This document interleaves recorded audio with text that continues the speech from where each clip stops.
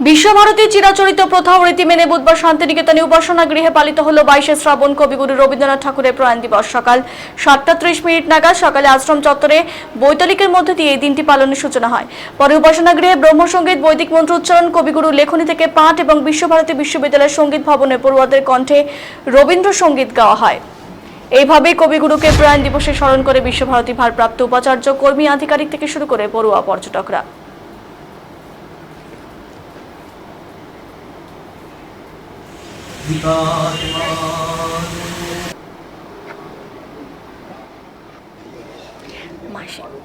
মাসিকে ডাক দাও জোরে করে।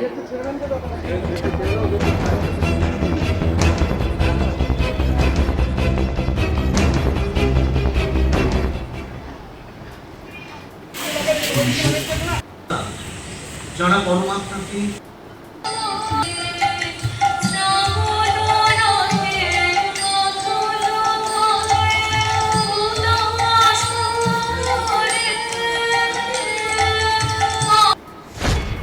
এই দিনটা আমরা প্রথমে শুরু করেছি বৈতালিক থেকে ভোরে 5টার সময়।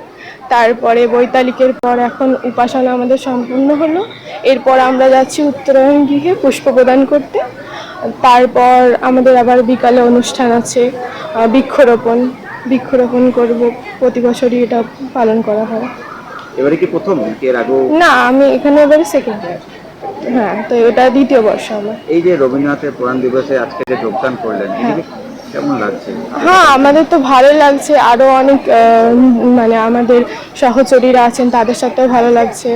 আরও যারা জুনিয়র আমাদের এসেছেন, আরও যারা সিনিয়র আছে তাদের সাথে মানে বিভিন্ন আলোচনার মাধ্যম দিয়ে বলুন বা বিভিন্ন আরও বিভিন্নভাবে আমরা যতটা সম্ভব ততটা ভালোভাবে এটাকে উদযাপন করার চেষ্টা করছি। সারাদিন ভর কি এই অনুষ্ঠানে কি যোগদান করবেন? হ্যাঁ, সারাদিন ভর হবে, বিকাল হবে, তার সঙ্গে সঙ্গে আমাদের ক্লাসও চলবে। সবকিছু একসাথে আমরা চালানোর চেষ্টা করি। এই দিনটা বৈতালিক, তারপরে মন্দিরে আমরা সবাই উপাসনা করে রবীন্দ্রনাথকে স্মরণ করলাম। তারপরে আমাদের উদয়ন প্রাঙ্গণে সেখানে পুষ্পার্ঘ্য প্রদান হবে।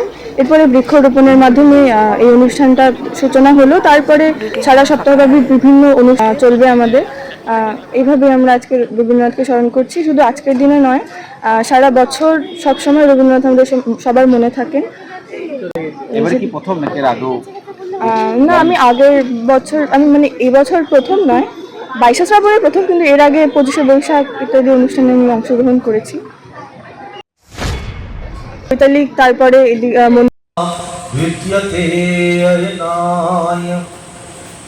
আমি সেই তিমিরান্ত জ্যোতির্ময় মহান পুরুষকে জেনেছি।